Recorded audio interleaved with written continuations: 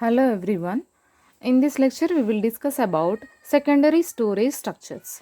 Okay, what is meant by secondary storage structure means in our system we'll be having a memory. Okay, so whatever the program, whatever the process is there, that will be stored into the memory. But here in the laptop or computer system, the memory given is very less.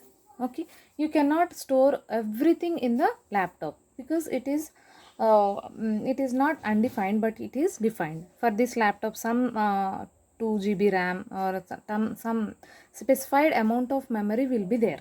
Okay, so we cannot store everything in that primary memory system. So that is why we need secondary storage structure.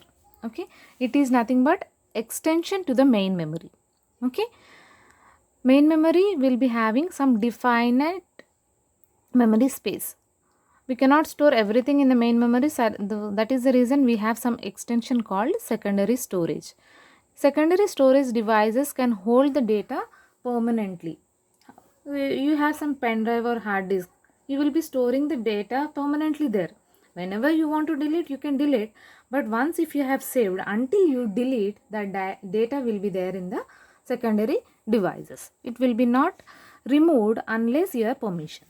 Okay, storage devices consist of register, cache, main memory. So there are many storage devices. We will see that in simple diagram. So this is for your theory part. You can take the screenshot of this. The same which I am explaining will be there in this slide. Okay, so here if you observe, these are the few secondary storages. Okay, not secondary storages, these all storage system, primary and secondary are included in this. Okay, so here in the system only registers will be there, which are called as storage devices. Okay, in registers will be having less memory space but access time is more.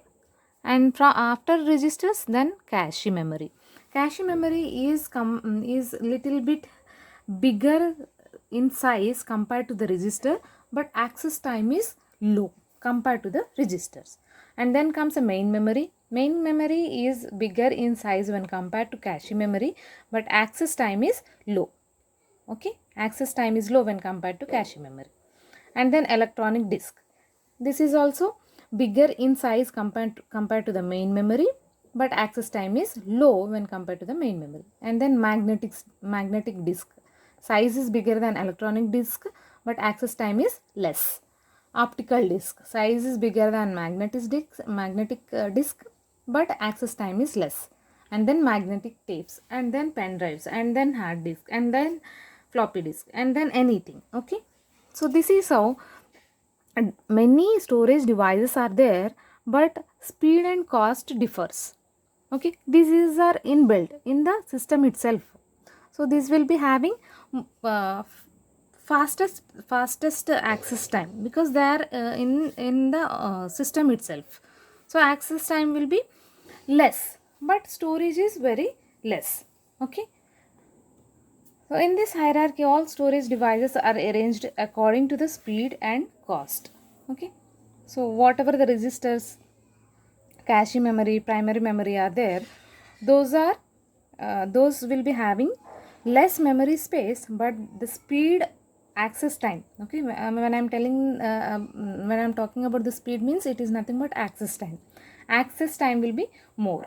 The higher levels are expensive, but they are fast. Yes, higher levels are expensive. If you want to purchase RAM or any memory device which are inbuilt in the system, the cost will be more. But if you move down the hierarchy, the cost per bit generally decreases. Means if you want to purchase any hard disk or pen drive, the cost will be less when compared to the RAM. Okay, when compared to the RAM, this cost is less, but access time increases. If it is a register, then it is very close to the operating system, so access time will be very fast. Whereas these pen drives or hard disk or anything like that, the secondary storage, that is not inbuilt in the computer system, so access time increases because it is far away from the operating system. So that is why access time increases.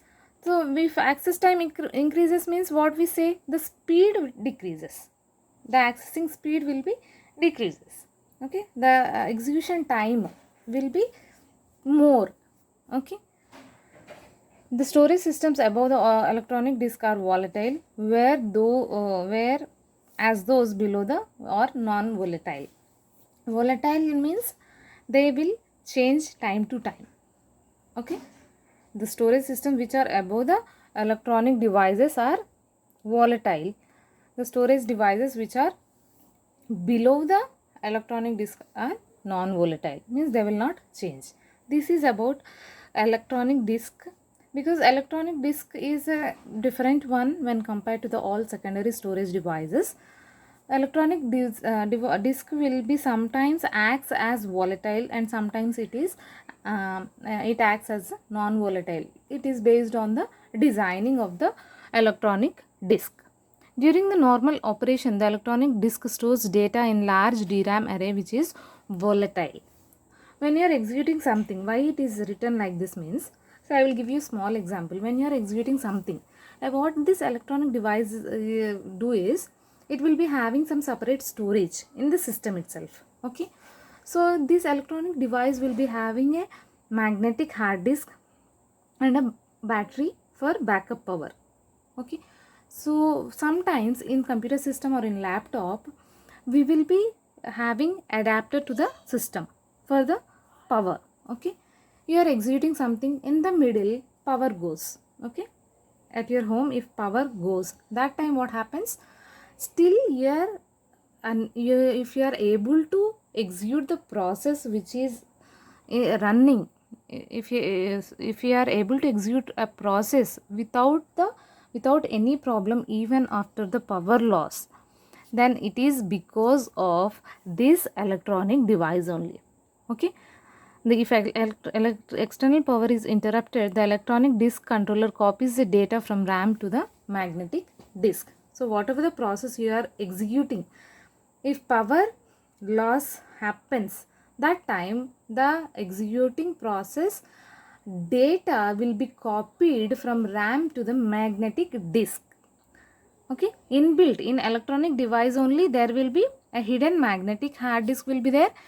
Okay, hidden magnetic hard disk will be there, and also backup power will be there. So what it will do, it will store the data and it will execute the same process without any problem. When external power is restored, then easily controller copies the data back to the RAM. So there will be no problem while you are executing any program. So that is the importance of the electronic disk. That is the advantage of the electronic disk. This is why in all these memories, electronic disk is having such an importance. So it will be having a magnetic hard disk in itself and also a power backup. So it helps when power loss occurs and data in your system will not be removed, but it is restored soon after power comes. Okay, this is about secondary storage system. Okay, thank you.